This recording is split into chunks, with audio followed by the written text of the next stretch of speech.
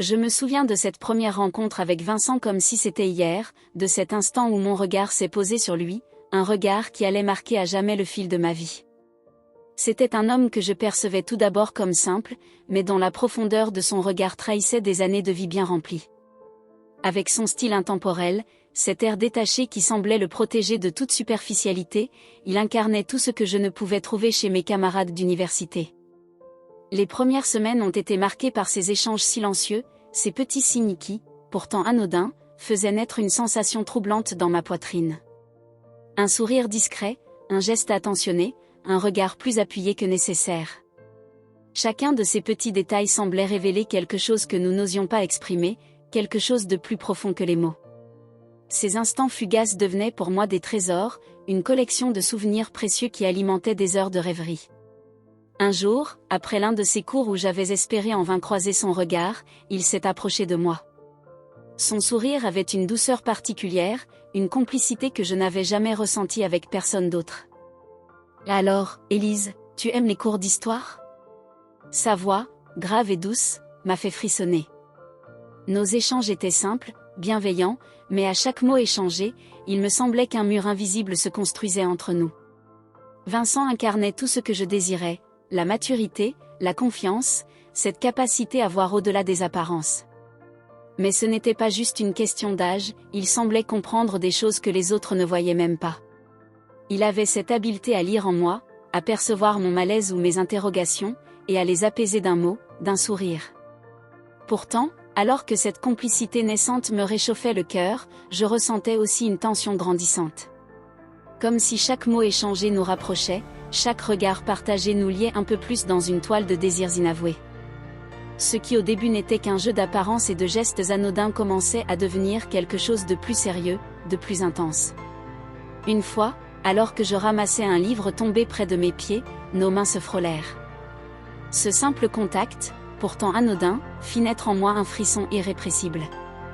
Je relevai les yeux, et le trouvai en train de me regarder avec cette intensité troublante. Nos regards se croisèrent, et durant cette brève seconde, j'eus l'impression que le monde autour de nous s'effaçait.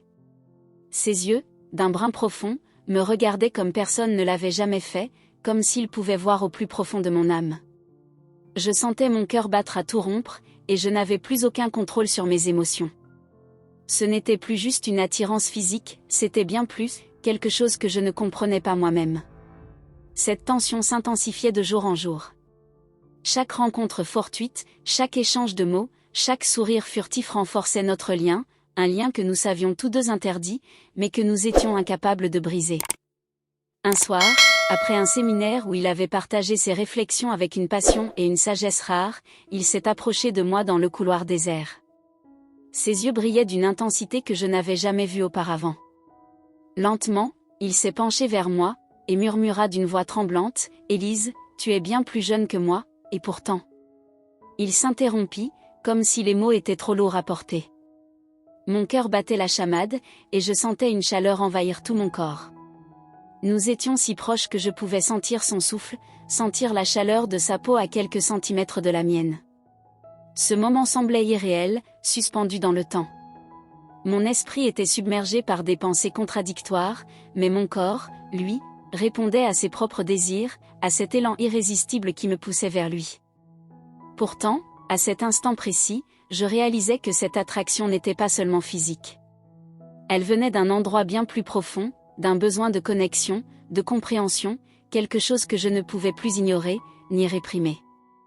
Le lendemain, je fis tout pour éviter de croiser son chemin, mais la vérité, c'est que je ne pouvais cesser de penser à lui. Chaque coin du campus me rappelait nos conversations, chaque silence semblait chargé de son absence. J'essayais de rationaliser, de trouver des explications logiques pour justifier cette obsession. Mais la vérité, c'est que ce que je ressentais pour lui échappait à toute logique. Puis, un jour, tout changea. Nous avions été invités à un événement familial, et c'est là que le sol se déroba sous mes pieds. Vincent arriva avec une femme à son bras. Je la reconnus immédiatement, c'était ma sœur. Le choc me coupa le souffle, comme si le monde autour de moi s'était effondré en un instant.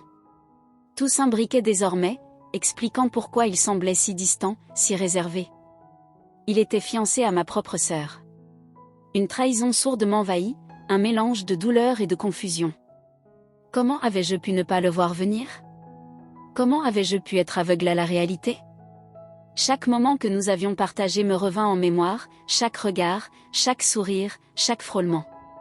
Ce qui auparavant était une source d'excitation et de mystère se transformait en une blessure béante. Je ressentais à la fois de la honte pour ce que j'avais ressenti et de la colère envers lui pour ne m'avoir jamais dit la vérité. À partir de ce jour, chaque rencontre avec lui devint un véritable supplice. Nous étions forcés de nous côtoyer lors des rassemblements familiaux, et chaque sourire échangé devenait un rappel cruel de ce qui ne pourrait jamais être. Pourtant, malgré la douleur, je sentais encore cette attraction irrépressible.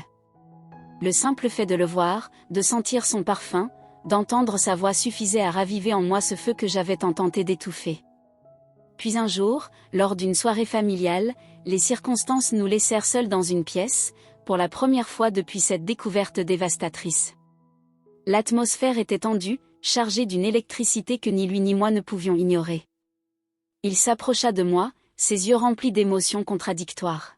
« Élise, je suis désolé. Je n'ai jamais voulu te faire souffrir. » Son murmure, empli de remords, me fendit le cœur. Mais alors que ces mots résonnaient en moi, je sentis mon propre cœur se refermer, se durcir sous le poids de la douleur et de la trahison. « Pourquoi ne m'as-tu rien dit, Vincent? Pourquoi as-tu joué ce jeu, en sachant que tu appartenais déjà à ma sœur ?» Ma voix tremblait, une part de moi espérant encore une réponse qui pourrait tout apaiser. Vincent me regarda, et dans ses yeux, je vis la même souffrance, le même regret. Il baissa la tête, incapable de répondre, et à cet instant, je compris que tout cela ne nous mènerait nulle part. Il n'y aurait ni excuse suffisante, ni justification possible. Nos vies étaient désormais irrémédiablement liées par un amour impossible, un amour que le destin avait décidé de rendre cruel et insurmontable. Les semaines suivantes furent marquées par un mélange douloureux de résignation et d'effort pour tourner la page. Mais chaque moment passé sans lui était une torture silencieuse, un manque que je ne pouvais combler.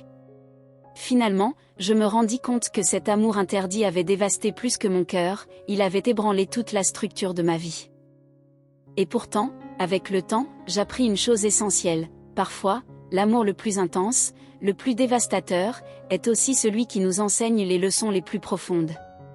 Vincent restera pour toujours une partie de moi, mais il m'a aussi appris que le véritable épanouissement venait de l'acceptation de soi, et non de l'approbation d'un autre.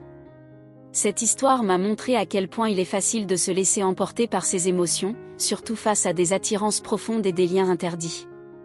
L'alchimie peut être intense, les sentiments puissants, mais il est essentiel de réfléchir aux conséquences de nos choix. J'ai compris que les décisions prises dans l'élan de la passion peuvent souvent entraîner des souffrances imprévues pour soi-même et pour ceux qu'on aime. Dans cette situation, j'ai appris la puissance du sacrifice et la force nécessaire pour résister aux désirs éphémères qui peuvent tout détruire. Cette expérience m'a appris à être honnête envers moi-même, mais aussi à prioriser les liens qui comptent le plus. Au-delà de l'attrait d'une passion interdite, cette histoire rappelle l'importance du respect des liens familiaux et de la fidélité envers nos proches. Parfois, des sentiments peuvent surgir, qui semblent défier toute logique et toute morale. Cependant, le respect des valeurs qui unissent les gens entre eux doit primer. Cette expérience m'a permis de comprendre que, bien que les émotions puissent être intenses, il est souvent plus sage de chercher un équilibre entre ce que nous ressentons et ce qui est juste. La vraie liberté ne se trouve pas dans la satisfaction immédiate de nos désirs, mais dans la maîtrise de soi et le respect des valeurs profondes qui nous guident. Bien que le cœur ait ses propres raisons, il est essentiel de trouver en soi la force de résister à des envies qui pourraient blesser ceux qui comptent le plus pour nous.